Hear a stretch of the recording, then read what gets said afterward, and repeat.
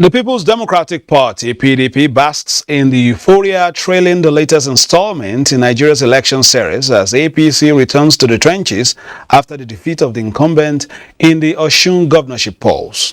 In Ibadan, the deputy governor was deposed, another sworn in, but is there a political malady infecting Amala politics? Also on political updates, we will do a post-mortem on the two off-season governorship elections in Ekiti and Osun states and read the tea leaves as indicators for the 2023 general elections. I am Fisayo Gunfui. Welcome.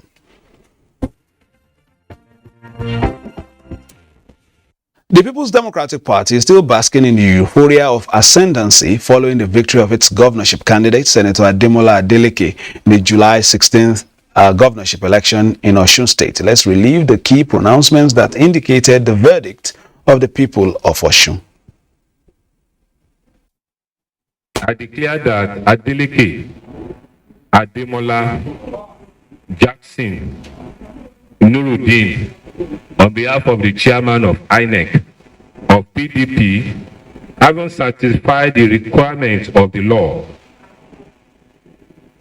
is hereby declared the winner, and he is returned elected. I'm bringing on the table integrity, steadfastness, accountability into Osun State. There was organic support for the candidates and for the party, and it has been so proven.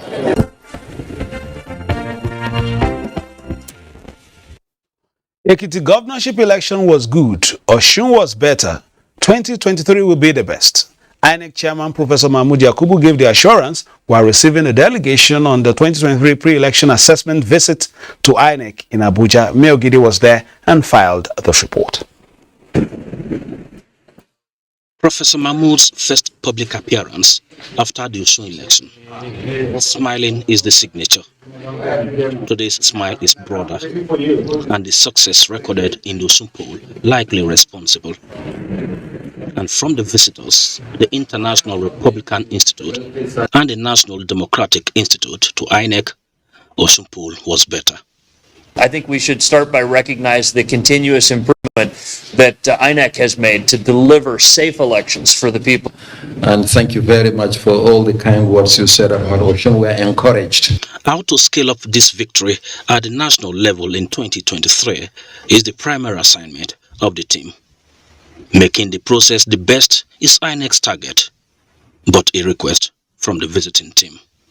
And I'm waiting for a day when INEC will instantly issue cards. I come to the station, I register, and then my card is instantly given to me. The second issue I have is that you have your poll workers not getting time to cast their ballots. The security also don't have time to cast their ballots. And I don't know, personally, I believe it's a denial of their constitutional rights. Who share with you the common belief that the people of Nigeria deserve to continue to have free and fair and accessible elections. And so we're working to prepare for the presidential election in 2023 in February. I want to assure you that we promised Nigerians that Ekiti was going to be good, and Ekiti was a good election. We promised that Osun was going to be better. Osun was a better election. We are promising that the 2023 general election will be our best election ever. A medal for great achievers, especially in the U.S. military, presented to the INEC boss by the Secretary of State, Maryland, USA, Frank Naros. And from the host to the visitor, INEC's best souvenir to keep this day alive until 2023 polls. Nice visiting Nigeria, the delegation told their host. Mie Ogidi, NTA. All right, thank you very much, Mayor Gidi, for that. And after the, we'll go straight to our interview now. The People's Democratic Party, as always, reading on its much vaunted slogan, "Power to the People." In Osun State, on Saturday, the 16th of July, the people gave the party power to rule them again for another 4 years. It is not a party without its fair share of internal wrangling. which may have curtailed its influence in the nation's political space in the past 7 years. But does this latest victory point to a resurgent political force in Nigeria? I'm being joined by a former Attorney General and Commissioner for Justice in Ondo State, the PDP governorship candidate for the 2020 governorship election in Ondo State, and the chairman, PDP Lagos Osun Special Reconciliation Committee, Mr. Eyitayo Jegede, Senior Advocate of Nigeria. Thank you for joining us. Thank you, Fisayo. I'm glad to be here. You're grinning. Is that an indication of recent results for your party? Well, I think it's a new breath of fresh air. Breath of fresh air because it's not only me that is grinning. I think you too, you are laughing, and you could see the excitement of the chairman of INEC, the national chairman, saying that yes, Ekiti was good, that Osun was going to be better, and that 2023 will be the best of INEC. Now, I must congratulate the people of Osun State for this. I must also congratulate the PDP family for this very exciting victory. I must congratulate Nigeria because, again, it has restored hope of the people of Nigeria and rebuilt our confidence in the democratic institutions. And then I think INEC also deserve a pat on the back for being so wonderful and conducting a fair, credible election in which PDP defeated APC fair and square. Okay, but people want to ask, for opposition parties or even the main ruling party, for politicians, is it only when you win that the election is good? I don't think so. I think if election is free and fair, the people will see it to be so. If election is free and fair, you will have less of rancor and violence. And you will notice that Osun election was peaceful. That's an indication of the fairness of the elections. You will also indicate that, you also understand that given the exercise itself, the will of the people prevailed, and you do not have incidences of ballot box snatching. If you at least on the floor of when they were announcing, some agents still came up with some allegations and all that is still under some investigation also. Yeah, but you see, generally speaking, there are 30 local governments in Osun State, and the press were there, you were there, and I'm sure you also saw what happened. You could see the excitement of the people before the election, during the election, and then after the election and the declaration. Let's come to your party. Now, you head the Reconciliation Committee, Lagos on Osun. This new coalition within the party, especially maybe in Osun, for instance, pushing towards the polls, is that a result of some of the fence mending that has been going on? Because before now, we had so many complaints, especially from that state. Let me give commendation to the governorship candidate in Osun State, Ademola Adeleke. He did very well in his campaign, and he made himself receptive to reconciliation, to bringing on board those who are aggrieved. You notice that politics is another war without guns. It's a lot of contention, different ideas, and people must resolve their differences. So yes, it is true that the Reconciliation Committee, which I was privileged to lead and to head, was there in Osun, and we, as much as possible, try to ensure that we bring harmony. We're able to bring the two contending factions together, got them around the round table, they were able to discuss, and we told them there's nothing to gain in zero. And they were also receptive to it, because it is very important. It's not enough for you to go there as a Reconciliation Committee. What is important is for the parties who are involved also to be open, to want to take advantage of that. And I think it has played out. While the PDP was getting united and there was cohesion, the APC was falling apart. And that will signal the beginning of the exit of that party that was disputing and falling apart, and the beginning of the entrance of the party that was now uniting to get into the government house. And I think the summary of it is that unity is strength, and I think it has shown, and demonstrated itself in the Osun election for the PDP. You rightly said, earlier before you made this latest intervention that INEC, the electoral umpire, should be given, a pat on the back for this election. Your election, about 2 years ago, you had some issues. What are the things now that you feel INEC has improved upon that did not bring about any misunderstanding again in terms of the rules of the game? You see, when elections were concluded in Ondo State in 2020, and PDP and myself had cause to go to court, we went to court on a constitutional issue. We went to court on the premise of the issue of qualification. It does not have much to do with the conduct of the election. And I think it was a matter that Supreme Court has decided on 4-3. It was quite close. But again, we have a duty to develop and grow our democracy and constitutional democracy. And the reason why we went to court then was that here was a governor who was elected to be a governor of a particular state. And the state was ravaging under insecurity. And then they, under their own structure, and this is with due respect to them, the person who was to be a governor in the state was now the chairman of the political party. And it is not allowed by the constitution. It's not allowed by their own constitution. And that was the point, and the sponsorship there, as far as we're concerned, was legally deficient, and that was the reason for going to court. All right. So it has less to do with the conduct of INEC, because it was the time you were saying you were studying the results and all that, or perhaps that was just in the press. Okay. And I'm looking at the 2023 general elections. We've seen Ekiti, we've seen Osun, we've seen some of the other off-cycle elections, Anambra, Edo, Ondo. Are we progressing? And is there cause for optimism? Well, I think there's cause for cautious optimism, because again, the officials of INEC must continue to instill the confidence that we need in the system. One, by being free, fair, not only in the conduct of the election, but also in the manner of appointments.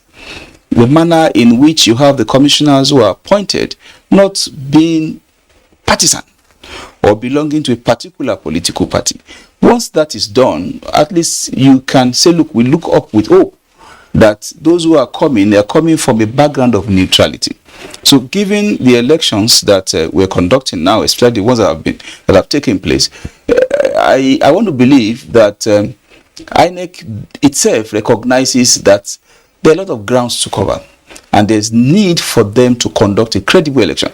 And if you note, the national chairman of INEC said they were willing to improve on their performance, and it's our hope that they will continue to improve on the performance so that they can give us a really vibrant democracy in this country. All right, let's take some other issues, emanating from the press, and of course things we're hearing, especially from the southwest, after the impeachment of Rauf Olaniyan as deputy governor of Oyo State over allegations of gross misconduct and financial impropriety. The state now has a new deputy governor. His name is Adebayo Lawal.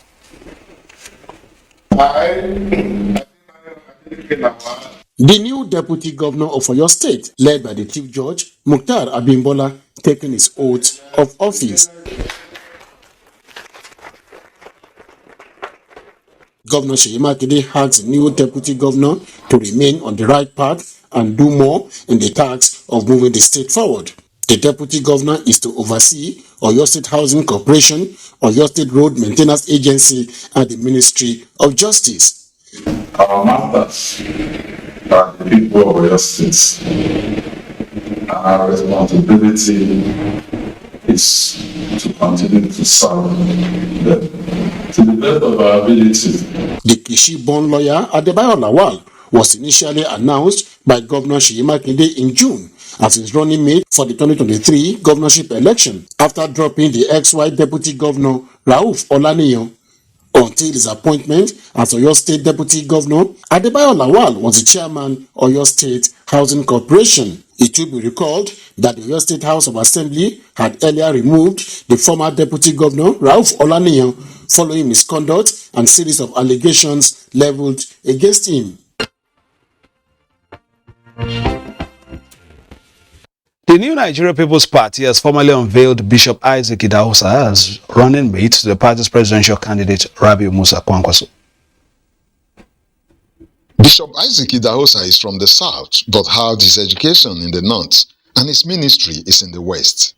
The presidential candidate and the party leadership, having considered the antecedents, capacity and ability to get quick results, selected the 57-year-old engineer among the 20 nominees for the vice presidential candidate position. And bearing in mind that the country requires competent, credible, empathetic, courageous, and God-fearing leaders, I came to the conclusion and therefore present you a rare Nigerian that very appropriately fit these requirements.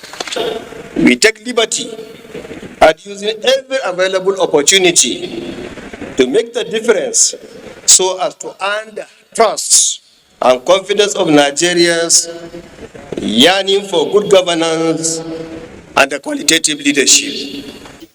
The vice presidential candidate says he is aware of the challenges ahead. A fresh deal and a new deal that will empower Nigerian youths and women to be in the front line in leadership and governance. And it is we in the NNPP that are fully prepared and capable to offer this fresh new deal. A book, Kwankwaso, A Political Allegory, was also launched and presented to the public during the event. All right, two hurdles crossed in 2022, and a lot of people say, we're getting to the last frontier now for this cycle. That's the 2023 general elections. Your party is there with its candidate, and of course, the ruling party, of course, presented their candidate as well. New entrants are in the race. New parties also are trying to eat into the blocks that the two main parties, so to speak, have carved for themselves. What are the chances, and what is the mood in your camp? Well, we're excited and getting prepared for the elections, and the PDP is working really hard in the sense that, again, we're trying to unite the party. There are areas where you have some little bit of issues, but the leadership of the party have this inbuilt internal mechanism to resolve all those differences. And once we are done with that, it becomes a little bit easier to get into the villa, as I would put it. And like I said somewhere, I said, if we are united, the PDP is united, then it will be able to take off APC. And that is the thinking, and that is our hope in the People's Democratic Party. And God willing, it will be done. Since you started this reconciliation drive from Osun to Lagos, it seems as if you have grown a few more graves. Well, if you say so, because again, like I said, there are issues, but they are not issues that cannot be overcome. In Osun, we were able to do it successfully. In Lagos, we're making a lot of progress. Because again, we're also bringing the warring factions together, given the fact that all of us are anxious. Because PDP is a party to beat, and whoever wants to occupy a public office would think first of doing it on a very credible platform. The PDP is a credible platform, and that is why you have a lot of people coming into PDP, and then remains the party to be it. Well, let's take another one very quickly before we come for the last line. The Young Progressives Party, YPP, says it is at the forefront for the push for inclusive politics at all levels. Nigeria has had more than 2 decades experience of participatory democracy, with much progress achieved and more room for improvement. And to ensure these pitfalls are mended to add value to the democratic process, a new electoral act emerged with gains to count already.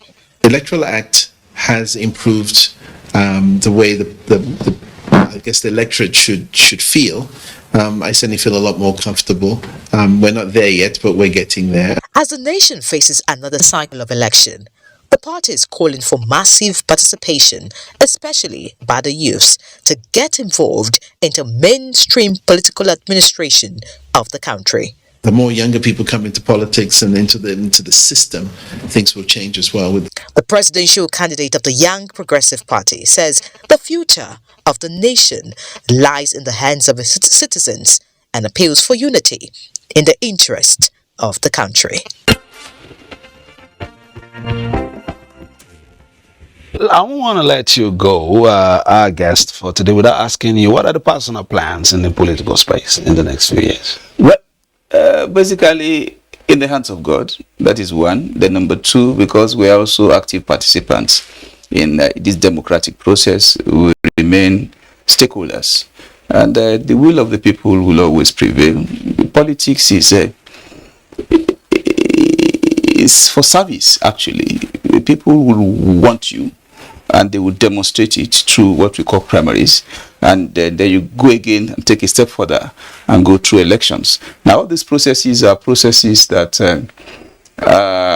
there for each and every contender to understand that sometimes you win, sometimes you lose, and in this process, it's what you have to offer that you have to show to the people. So, speaking personally for myself, all the things are in the hands of God, and then you have your own projections. I would never really want to be in the shoes of a politician, but I would like to ask you, when you get so close and then the results are announced and it's not your name, for a few moments, how do you process it? Two things will happen in an election. It's either you win or you lose. You must be prepared for both. When you are prepared for only one and you're not prepared for the other one, then you lose focus. Again, you lose yourself. You're not able to comport yourself. But once you know that in a free and fair contest, one person will emerge and the other person should wait for another time. Look, there have been presidents in this country. There have been governors in this country. You know of a president who was there for 8 years. It's just like yesterday. Chief Obasanjo was there as the president of this country from 1999 to 2007. And you have thereafter Yar'Adua, you have thereafter Goodluck Jonathan, and then you have now Buhari, who is the president. Now, a lot of time has passed, but then in between, we must learn to be patient and correct the system. If you don't get it this time around, you can always get it another time, especially if the purpose is to serve. If I say I want to serve the people, and somehow there are issues there, it did not materialize, then if indeed I really want to serve, I shouldn't kill anybody or kill myself because somehow it has not worked out. It may still work out at the end of the day, and patience is what I will advise politicians to imbibe. If you're patient and you work hard, you'll get there. All right, sir, we'll take that from you. That has been Mr. Ita Jagade, SAN, Chairman PDP Lagos Osun Special Reconciliation Committee, and of course, he was the governorship candidate of the People's Democratic Party for the 2020 governorship election in Ondo State. Thank you for coming. Thank you, Of course, you told us we should work out. We've been working out in the NTA. That's why it's Africa's largest and finest TV network. We always urge you to join us for news, reviews, previews, and interviews. Don't forget, it is the political season, and from now to 2023 and beyond, play your politics for the greater good. Bye-bye now.